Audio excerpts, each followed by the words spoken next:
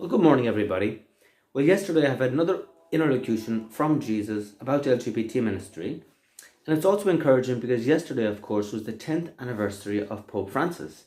And as we all know, Pope Francis has done an awful lot of stuff over the last 10 years to open wide people's hearts and minds to loving everybody. He has said stuff like homosexuality isn't a crime. He has asked people that they do not reject homosexual or gay children and their families. He said, who am I to judge? He said lots of things, that homosexual gay people are children of God. So things are certainly moving. So on that note, Jesus continues, my child, how my heart rejoices as you advance step by step in your mission, and when more and more people of the marginalized LGBT community hear of my unfathomable love, mercy, and inclusion. My child, let nothing or nobody discourage you on this mission, and tell every priest and every bishop that you should meet to preach and teach boldly and confidently about my unfathomable love for LGBT souls and my desire to see them fully integrated and accepted into the Catholic Church, my church in every corner of the world. My mother is guiding this ministry and mission in a very special way, and you have her supernatural protection. Well, if that wasn't encouraging, I don't know what is or what was, eh? So what is he saying? Well, first of all, Jesus thirsts for love, but Jesus thirsts that his love would be known, and he thirsts that his love would especially be known to people who have never heard of it, especially the marginalized, the oppressed. And the Bible, of course, is full of that. Jesus reaching out to the Samaritan woman, Jesus reaching out to the woman caught in adultery, Jesus reaching out to lepers, Jesus always reaching out to the marginalized, okay? And so the LGBT people, no matter where you go across the world, in whatever corner of every city, LGBT people are often extremely marginalized, excluded, and often very, very judged. And so Jesus wants them to hear of his unfathomable love, mercy, and inclusion. And so it's like anything else. When we preach the gospel to a group of people, or when we talk to a group of people about the love and mercy of God, we don't know what effect that's having on those people. It's like doing evangelization. You could walk down a street, you could hand out little cards about God's love, God's mercy, and you just don't know who will take that home, who will read it, and who will be touched.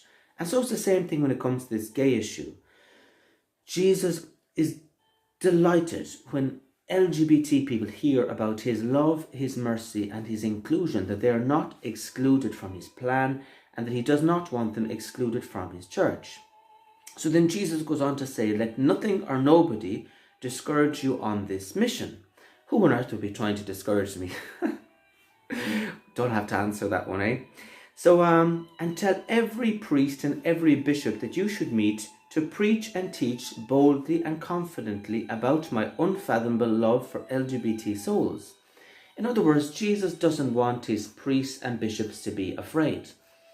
And another time he said this, of course, was he told Sister Faustina, when she wrote the Diary of Divine Mercy, that he had promised that any priest that would spread the word of his divine mercy would be extremely blessed, and his words would be anointed, and even the most hardened of sinners would come back to Jesus, come back to the faith. And so in a sort of a way, Jesus is saying the same thing when it comes to this LGBT issue. Let not priests and bishops be afraid to speak boldly and confidently about God's unfathomable love and mercy and plan for LGBT people, and to break down all the barriers of silence, of exclusion, of shame, to break down all the barriers that so often have kept these people away from God and bowing their heads in shame. And so Jesus desired to see LGBT people fully integrated and accepted into the Catholic Church. Now, fully integrated in the same way as straight people are fully integrated. Obviously, there's a path to holiness, like whether you're gay or straight or whatever you are, but the path to holiness includes our humanity, includes who we are, and if you're LGBT, you're LGBT. Afterwards, it's about being a holy LGBT. And so Jesus wants this path of full inclusion. And here in London, in some ways, we're a little microcell of that, where we're fully included, if you like, in this parish. We're serving at Mass, we're reading at Mass, we're fully involved in all the different activities of the parish. And then on top of that, we have our little LGBT Medjugorje ministry as well. So Jesus isn't talking about having this separate group, so to speak, but Jesus wants full integration into the Catholic Church. And he states, my church. So the Catholic Church is Jesus' church. And then he says, in every corner of the world. In other words, LGBT issues, like when Pope Francis said to the whole world, homosexuality is not a crime. He's speaking that to every single corner of the world. And obviously there are cities and places like here in London and England and most of Europe, I guess, where obviously homosexuality is not a crime. But there are other places where it is. And by the same token, Jesus wants his love and mercy and plan of inclusion, acceptance and mercy to be spread to the LGBT community in every single corner of the world in the Catholic Church worldwide. And finally, he says, my mother, Our Lady, is guiding this ministry and mission in a very special way, and you have her supernatural protection. Well, it's good for me I've got her supernatural protection, because I'll tell you, the amount of resistance and the amount of things I hear about myself, if I didn't have somebody protecting me, I'd be dead and buried. But there you go, Our Lady is minding me, she's looking after me, she's got me this far, she'll get me the rest of the way.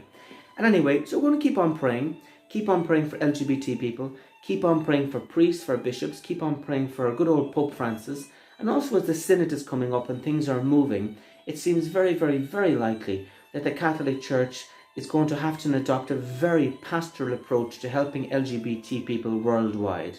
And so Jesus, if you like, is prophesying this already. Jesus is bringing this into existence. He's preparing us, he's preparing our hearts, and he's asking us to pray and to open wide our hearts so that we can be obedient to him and so that we can help his Catholic Church come to a place of holiness, inclusion, love, and that there won't be any more LGBT people running around the place saying that they're excluded or that God has no plan for them and that they leave the Catholic Church. So from London, from me, have a great day. May Our Lady bless us all with her supernatural protection. Pray for me and keep smiling.